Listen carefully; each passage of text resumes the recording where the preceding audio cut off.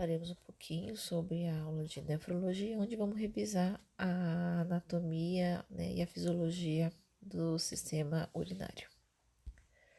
Falando um pouquinho sobre o sistema urinário, né, ele é um órgão que compreende, ele é responsável pela formação da urina, onde os órgãos que compõem o sistema são os rins, os ureteres, a bexiga urinária e a uretra, onde fica mais fácil vocês visualizarem nessa figura. Vamos falar um pouquinho das funções do sistema urinário. Ele tem a função de manutenção e do balanço interno através da eliminação e de conservação, né? Ele tem uma regulação de composição de pH na parte do líquido intersticial, pois eles acabam sendo seletivos e os rins impedem a saída de substâncias vitais para o corpo, liberando substâncias tóxicas, conseguindo com isso a excelência do meio interno, que é considerado um ótimo para a sobrevivência das células. Na parte do rim, nós temos dois órgãos de localização retroperitoneal que são fixados na parede posterior da cavidade abdominal, à direita e à esquerda da coluna vertebral, ocupando o direito uma posição inferior em relação ao esquerdo, em virtude da onde está localizado o fígado. Então, por isso que eles têm a proporção diferenciada um do outro. Na anatomia externa dos rins, a gente pode visualizar a parte de faces, polos, bordas e as chamadas de revestimento, tá? Onde ficam as cápulas fibrosas também do nosso rim. Temos os ureteres, que são definidos como os tubos musculares, né? Esses músculos, esses tubos musculares se unem os rins e a bexiga partindo da pelve, que constitui sua extremidade superior dilatada a ureter, que tem um trajeto descendente, também é reto peritoneal. Em virtude desse trajeto, a gente consegue distinguir duas partes do ureter: a parte abdominal, quando a ureter desce paralela à parede posterior da cavidade abdominal, que acaba sendo revestida pelo peritônio, e pela pélvica, quando a altura das cistas da crista ilíaca se dirige medialmente, indo desembocar no póstero lateral da bexiga urinária. O tubo muscular ele é capaz de contrair-se e realizar esses movimentos peristálticos, então ele ajuda e facilita muito nesse processo. A bexiga, todos nós sabemos que é uma bolsa muscular que está situada posteriormente na sínfise púbica, né? E ela funciona como o quê? Como um reservatório de urina. Na verdade, o fluxo contínuo dessa urina chega pelos ureteres e é transformado, graças a ela, em uma emissão periódica, né? Que a gente chama de micção. A forma, o tamanho, a situação e as relações da bexiga com os órgãos vizinhos variam com suas fases de vacuidade, com a sua plenitude e até mesmo nas suas fases intermediárias. No adulto, ela se dilata, ela acaba sendo achatada, né, com a sínfise púbica. E cheia, ela se torna de forma mais ovoide, no formato de um ovo, né, mais arredondado, e faz uma saliência na cavidade abdominal. Então, por isso que quando estamos com a bexiga cheia, a gente tem aquela sensação de incômodo, de irritação, com uma bola na barriga. A uretra ela constitui o último segmento das vias urinárias. É importante lembrar que ela difere dos dois sexos, né? Nós temos isso tanto no feminino como no masculino, mas em ambos é um tubo mediano que estabelece a comunicação entre a bexiga urinária e o meio externo. Lembrando, é bom lembrar que no homem é uma via comum que ela faz a conexão tanto para micção como para ejaculação. E ela tem aproximadamente 20 centímetros de comprimento, tá? E ela vai terminar no ósseo externo da uretra, localizado ali na glande do pênis. Enquanto a mulher, ela serve apenas para excretar, para eliminar a urina. Nessa imagem vocês conseguem ter uma noção um pouquinho da estrutura do trato urinário, né? Nós temos os rins, onde tem uma declinação de um para outro. Nós temos o ureter, a bexiga, a próstata nos homens, a uretra em ambos, né? Tanto mulher como homem. E vocês vão ver a diferenciação de tamanho dessa uretra. E aí a gente vai falar um pouquinho sobre o sistema genital masculino, que quais são as suas funções, né? Ele tem a função de produzir os gametas, o espermatozoide, e transferir ele para o sistema genital feminino e produzir e secretar hormônios sexuais como a testosterona. Essas são as suas importantes. É importante lembrar também um pouquinho das classificações das suas estruturas, né? Que são órgãos sexuais primários. Eles são compostos por gônadas masculinas, que a gente conhece como testículo, que tem a função de espermatogênese e a produção de hormônio sexual, que é a testosterona, que está localizado no escroto, que é a parte genitália externa. Os órgãos sexuais secundários, que são compostos pelas estruturas condutoras de espermatozoide, como o epidídimo, o ducto deferente, o ejaculatório e a uretra prostática, membranácea e esponjosa, né? Sendo que essa última está localizada ali na cópula, que seria o pênis. Nesse trajeto, os espermatozoides são unidos à secreção das glândulas anexas com glândulas seminais, né? Entre as próstatas, as glândulas bulbouretrais e os caracteres sexuais secundários têm o aparecimento na idade da maturação sexual, que a gente consegue perceber com aquela voz um pouco mais grave, o aumento de pelos nas genitais externas e os pelos pelo corpo inteiro. Então, a gente consegue fazer essa diferenciação, né, nos jovens. Essa imagem mostra para vocês ali o momento onde vocês vão visualizar a bexiga, onde está a vesícula seminal, que ela vai estar abaixo da vesícula, né? E ela vai estar próxima às conexões, tem a próstata, nós temos o epidídimo, e vocês vão ver a forma que ela fica, cada órgão está localizado. Aí nós temos o testículo, o escroto, epidídimo, o ducto diferente, né? Glândulas seminais, uretra, membranácea, próstata esponjosa, glândulas bulbouretrais, pênis, assoalho pélvico, períneo masculino, e nós também temos o períneo feminino. E aí vamos falar um pouquinho sobre o testículo, né? Na verdade, em número de 2, eles são ovoide, dá para ser, eles são fáceis de se palpar, ficam localizados dentro do escroto, aonde o esquerdo está em geral, né? E o inferior à direita, aonde a gente tem uma proporção melhor do retorno venoso. O que que faz com isso?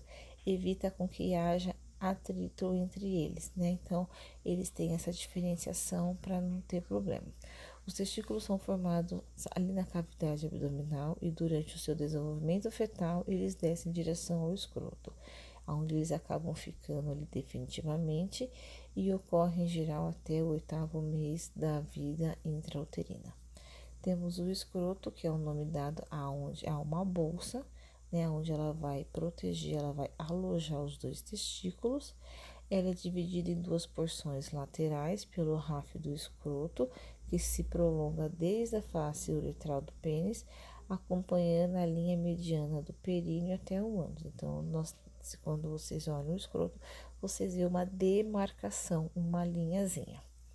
Temos também o epidídimo, que em número de 2, né, uma estrutura de forma de um C. Nas imagens vocês conseguem visualizar melhor, associada à margem posterior do testículo, podendo ser percebido como na palpação a gente consegue sentir, né? E o epidídimo, ele tem a seguinte parte: ele tem a cabeça, o corpo e a cauda. É um órgão que o espermatozoide é produzido pelo testículo e ele fica armazenado ali na maturação até o momento da ejaculação. Temos o ducto deferente também, que nós temos em número de 2 e tem uma continuidade da cauda do epidídimo, aonde vai conduzir o espermatozoide até o ducto ejaculatório, né? Na parte do escroto e da penetra da cavidade abdominopélvica, eles ficam ali na parte lateral à pubis, tá? Devido a esse grande trajeto, né, que ele faz, ele foi dividido em partes, tanto escrotal, funicular, inguinal e pélvico. Nós temos também o funículo espermático, que é a fáscia muscular, né? Essa fáscia muscular, Ela envolve os vasos sanguíneos, né, tanto os linfáticos e os nervos, que supre os testículos ainda lá no ducto diferente. Nós temos também os ductos ejaculatórios, que ele é formado pela junção do ducto diferente com o ducto da glândula seminal, né? E assim, nessas duas vias condutora do espermatozoide, nós temos uma porção menor, que é onde tem um calibre mais reduzido, né? Então, esse trajeto está situado dentro da próstata. Temos também as glândulas seminais, que ela consiste em um tubo inovelado que emite vários divérticulos situados na parte posterior da bexiga, tá? Esse ducto dessa glândula seminal, ele se junta ali na parte correspondente do ducto diferente para formar o ducto ejaculatório, tá? Temos também a próstata, que é um órgão pélvico ímpar, que está situado na parte inferior da bexiga, atravessando toda a extensão da uretra, tá? O líquido prostático se junta com a secreção das glândulas seminais, né, para constituir o sêmen. Temos as glândulas bulbouretrais, que são duas formações arredondadas, pequenas, que estão próximas ali da parte membranácea da uretra, tá?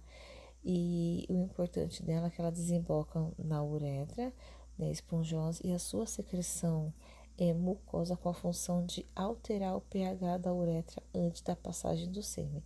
Lembrando que essa conexão que nós temos da uretra serve tanto para micção como para ejaculação também. Temos o pênis, que é um órgão da cópula, né, da cópula, que a gente chamamos de pênis.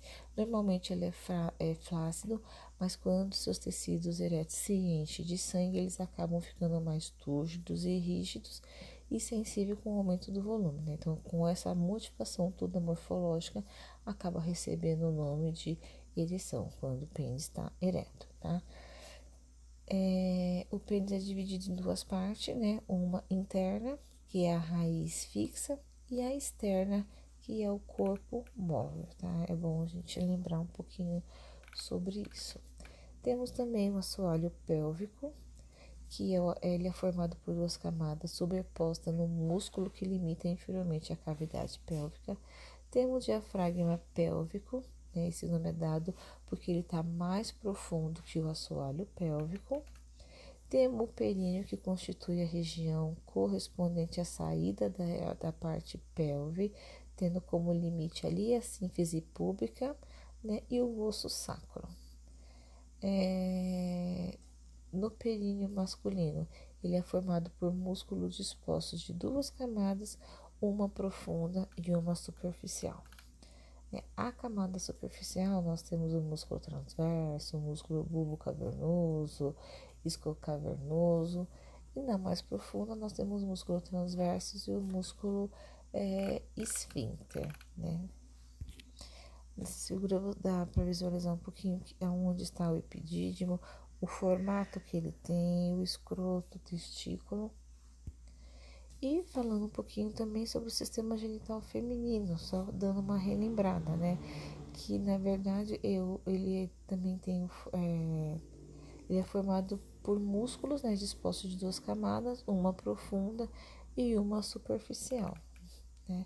Lembrando que a função do sistema genital feminino é maturar gametas, que são os ovócitos, secretar hormônios sexuais, receber os espermatozoides, fornecer locais para a fertilização, implantação, né, do desenvolvimento embrionário fetal, oferecer condições para o parto, prover nutrição do feto de forma mais adequada, né? Então, essas são as suas funções principais.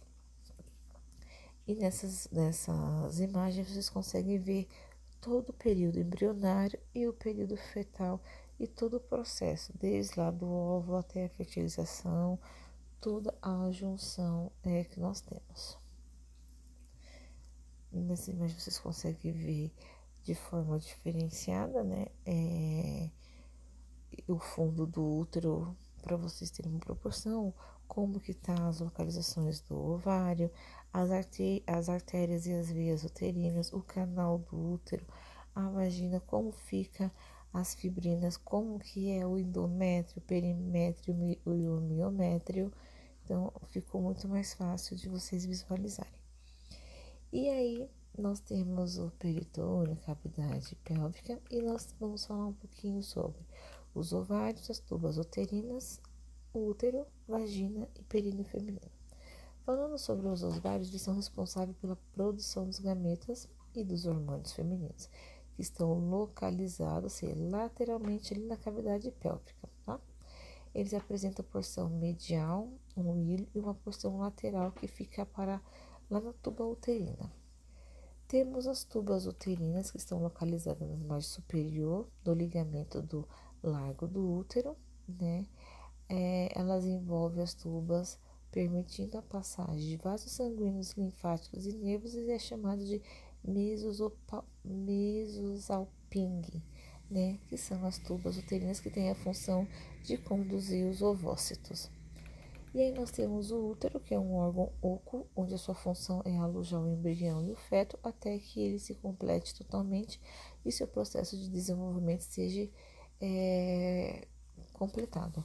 E aí a gente já realiza o processo pré-natal. Ele está localizado na cavidade pélvica, né, superior ali à bexiga urinária e anterior ao reto.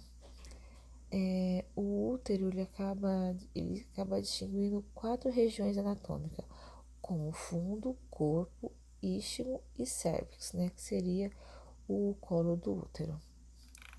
Nós temos também a vagina, que a sua função são servir como órgão de cópula, né, que é para servir o pênis, o canal do parto e a via de excreção do fluxo menstrual. Né, nós podemos entender. No seu interior, há o ímen, a prega com finalidade de proteção, que obliteram parcialmente o ósseo da vagina, apresentando formas e tamanhos variados. Quando há um rompimento desse órgão, restam fragmentos chamados de carúnculas imenais, tá? Temos também a vulva ou pudendo feminino, que a gente tem como monte pubis, que é uma elevação mediana na parte da sínfise pública, constituída principalmente por tecido adiposo, tá?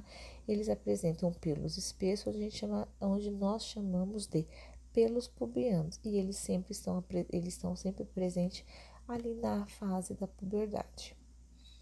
Nisso nós temos os lábios maiores, temos também os lábios menores e as glândulas vestibulares maiores e menores. Nessas imagens vocês conseguem visualizar o Monte Vênus, o clítoris, a uretra, os pequenos lábios, os grandes lábios e a vagina. E aí vocês estão vendo a questão desses pelos que a gente chama de região pubiana.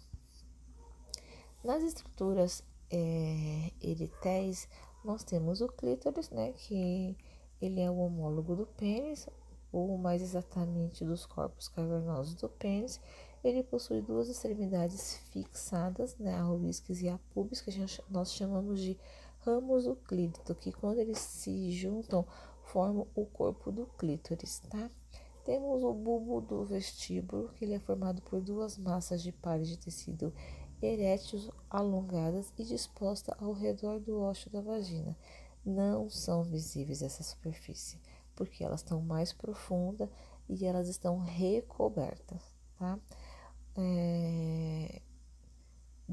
Nessa imagem vocês conseguem visualizar o canalzinho da uretra, onde estão localizados os grandes lábios, os pequenos lábios, a vagina e o clítoris. E aí nós vamos falar também, relembrando um pouquinho, sobre sondagem vesical, né? Que nós temos tanto sondagem vesical de alívio como sondagem vesical de demora. Na sondagem vesical de alívio, a gente vai utilizar as sondas que nós temos para estar as sondas vesicais, né? As sondas Foley. E na mulher nós temos as sondas de número 14 ou 16, que a gente pode estar fazendo a utilização.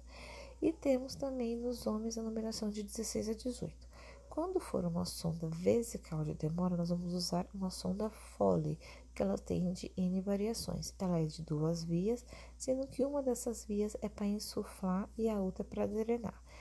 Nessa imagem, vocês conseguem ver a posição correta da sonda. Eu tenho uma bexiga, onde já tem um acúmulo grande de urina. Eu vou introduzir a minha sonda, vou insuflar o meu cuff, né? E na outra parte, a urina vai percorrer por esse canal, dando um alívio para essa bexiga. E que vocês têm algumas sondas, tanto as sondas de alívio como as sondas vesicais de demora. Lembrando-se que eu preciso ter uma técnica certa, eu preciso explicar para o paciente o procedimento que vai ser feito, preparar todo o material, preparar o ambiente, né? Vou lavar minhas mãos, vou fazer uma bela asepsia no paciente, né? Antes de introduzir a sonda, eu vou colocar o lubrificante para ajudar a facilitar o percurso dessa sonda no canal da uretra, tá? Lembrando que no sexo feminino é bom separar os pequenos e os grandes lábios com o polegar e o indicador com a mão, e não retirar até que a gente introduza a sonda, porque é um pouco mais complicado de fazer sondagem na mulher, tá? E aí, na hora de fixar, eu vou colocar eu posso colocar no vasto lateral da coxa, na região inguinal, na perna, ou na região suprapúbica, né, em cima, abaixo do umbigo. E ao fixar a bolsa coletora, nunca deixar ela no chão, né? A gente coloca sempre ela abaixo do abdômen e aonde a drenagem fique de uma forma mais fácil e essa bolsa não tenha contato nenhum com o chão do hospital. Irrigação contínua é um procedimento realizado com a finalidade de quê? De irrigar a bexiga. Eu faço uma irrigação, eu estou fazendo uma lavagem contínua dela, né? Porque o líquido vai entrar e vai sair. Então, eu utilizo o sistema de drenagem fechado. Ela é utilizada quando? É utilizada para evitar a formação de coágulo sanguíneo em algum procedimento ginecológico ou uretral mesmo, né? E para administração de medicamento. Preciso realizar um procedimento de sondagem, aonde a sonda que eu vou estar utilizando é uma sonda de 3 vias, né? Que uma dessas vias vai seguir para irrigar, a outra via para drenagem e a terceira via para poder fazer a insuflação do meu balão, né? Então, eu vou fazer tudo isso, vou utilizar as soluções que para fazer irrigação são soluções geladas e frias, eu não faço com temperatura ambiente e preciso manter um controle rigoroso do volume que está sendo infundido e do volume que está sendo drenado, tá? Precisamos manter esse sistema de irrigação com soro fisiológico ou com uma outra solução contínua conforme a orientação e avaliação do médico. Ficamos por aqui e se encontramos no próximo capítulo.